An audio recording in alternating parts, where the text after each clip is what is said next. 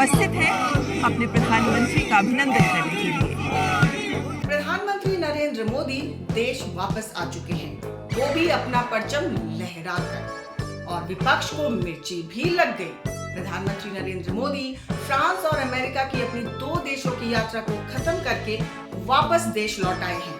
PM Modi विदेश जाएं और खासकर अमेरिका और उस पर पॉलिटिकल विवाद ना हो, ये कैसे हो सकता है, और खासकर इस समय जब बहुत से भारतीय प्रवासियों को वापस भेज दिया गया है। नमस्कार, मैं हूं रितिका यादव और आपका स्वागत है हमारे डिजिटल प्लेटफॉर्म पर।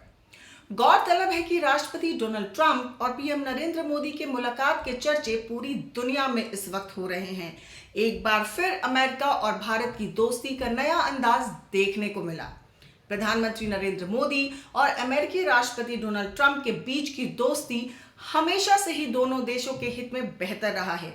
वहीं इस दोस्ती का एक अलग रूप पीएम मोदी के अमेरिका के दौरे पर देखने को मिला, जहां डोनाल्ड ट्रंप द्वारा व्हाइट हाउस में पीएम मोदी के स्वागत करने का तरीका इस बात का प्रमाण है कि पीएम मोदी अमेरिकी राष्ट्रपति ट्रंप के लिए कितने खास हैं। ट्रंप ने गर्मजोशी के साथ पीएम मोदी को गले लगाया और कहा कि हमें आपकी बहुत याद आई। साथ ही उन्होंने अपनी किताब our journey together PM Modi को उपहार में दिया, जिसमें उन्होंने पीएम मोदी के लिए एक भावपूर्ण संदेश भी लिखा कि प्रधानमंत्री नरेंद्र मोदी, आप एक महान नेता हैं। इतना ही नहीं, ट्रंप ने व्हाइट हाउस में खुद कुर्सी खिसकाई और पीएम मोदी को बिठाया। इसके बाद मोदी ने विजिटर्स डायरी में एंट्री की। इतना सम्मान मिले और कांग्रेस को तकलीफ ना हो, ये कैसे हो सकता है? भारत अमेरिका बायलैटरल बातचीत को लेकर विपक्ष अपनी अपनी प्रतिक्रिया दे रहे हैं, लेकिन जो सबसे दिलचस्प बात रही वो थी कि कांग्रेस खेमे में एक तरफ जहां कांग्रेस सांसद और नेता प्रतिपक्ष राहुल गांधी ने गौतम अडानी मामले को लेकर तंज कसा है, तो वहीं शशि थरूर ने इस बायलैटरल वार्ता को अच्छा बताया है। वहीं अब सबसे बड़ा सवाल ये है कि क्या कांग्रेस पार्टी में कोई गड़बड़ चल रही है? खैर, ये एक अलग मुद्दा है, इस पर अलग से चर्चा करेंगे। गौरतलब है कि दुनिया के 2 सबसे मजबूत देश भारत और अमेरिका के हेड्स ऑफ स्टेट ने आपस में मुलाकात की थी, जिसके बाद से ही दुनिया भर में कई तरह की चर्चाएं तेज हो गई थीं।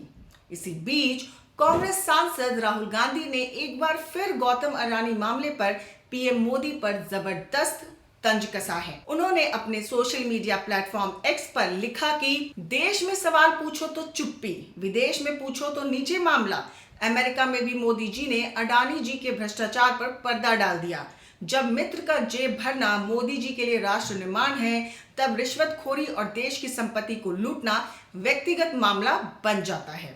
दरअसल पीएम मोदी से अमेरिका दौरे पर पत्रकारों ने सवाल पूछा था कि क्या राष्ट्रपति ट्रंप के साथ मीटिंग में गौतम अडानी के केस पर कोई चर्चा हुई। इस पर पीएम ने जवाब दिया कि ऐसे व्यक्तिगत मामलों में हमारे बीच कोई बातचीत नहीं हुई है। पीएम ने क्या कहा, आप सुन। हमारे संस्कार और संस्कृति वसुधैव कुटुंबकम की है।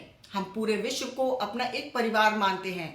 हर भारतीय को मैं अपना मानता हूँ। दूसरी बात है कि ऐसे व्यक्तिगत मामलों के लिए 2 देशों के मुखिया न मिलते हैं, न बैठते हैं और न बात करते हैं। इधर कांग्रेस को एक और झटका लगा है।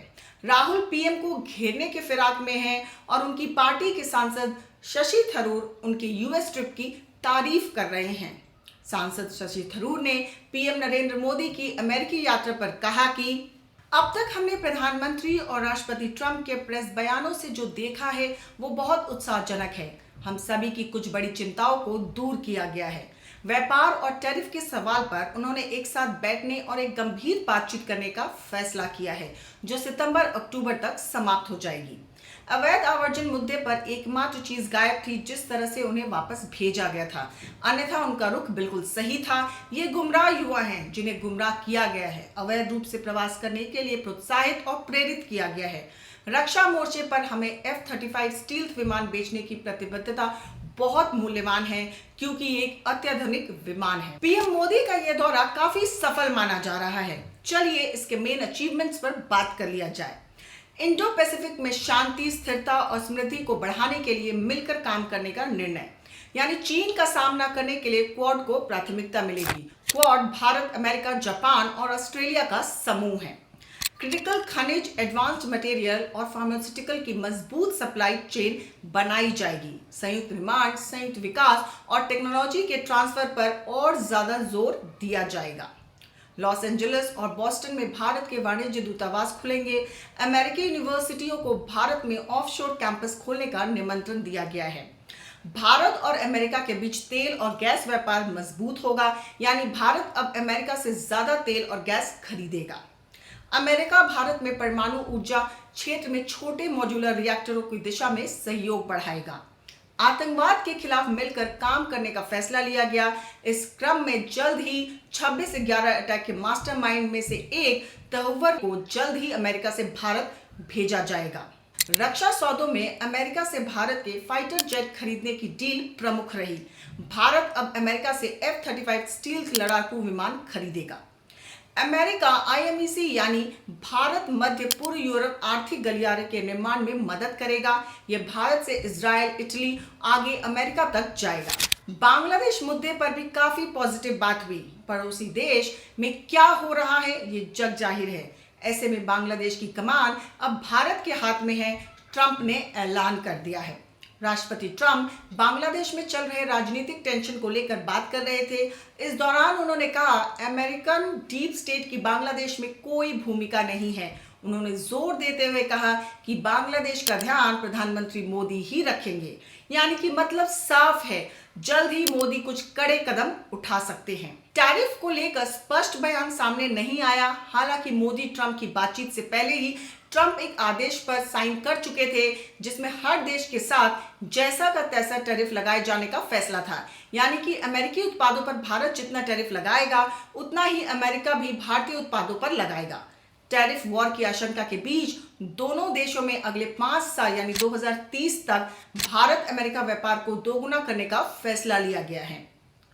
डिपोर्टेशन के मामले में अमेरिका में रह रहे अवैध प्रवासी भारतीयों का निर्वासन जारी रहेगा। हालांकि ये साफ नहीं है कि आगे भी ऐसे भारतीयों को सैन्य विमान में हथकड़ी और बेड़ियां बांधकर ही लाया जाएगा या नहीं। मतलब कुल मिलाकर ये यात्रा काफी सफल और पॉजिटिव रही, या एक तरह से ऑपोजिशन को मिर्ची लगने के लिए इसमें सब कुछ है। अगर आपको हमारी रिपोर्ट पसंद आई हो तो बने रहें हमारे साथ, क्योंकि खबर के हर चौराहे पर पोस्टमैन आपको मिलेगा सत्य के संदेश के साथ।